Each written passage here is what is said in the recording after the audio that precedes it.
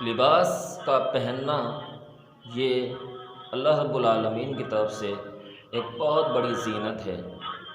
جب انسان لباس پہنتا ہے تو اس کی شخصیت مزید نکھر جاتی ہے۔ لباس پہننے سے پہلے دعا پڑھ لی جائے تو مزید اللہ رب العالمین اس کی شخصیت کے اندر تاثیر پیدا فرما دیتے ہیں، اس کی بات میں تاثیر ہوتی ہے، اس کی شخصیت میں تاثیر ہوتی ہے، کیونکہ اس نے جو لباس پہنا ہے وہ اللہ کے نام کے ساتھ پہنا ہے۔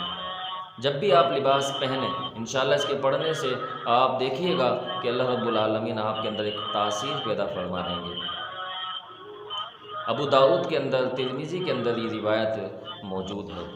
رسول اللہ صلی اللہ علیہ وسلم فرماتے ہیں جب تم لباس پہنو تو یہ دعا پڑھو: الحمدللہ الذی کسانی ھذا الثوب ورزقنیہ من غیر حول منی ولا قوہ۔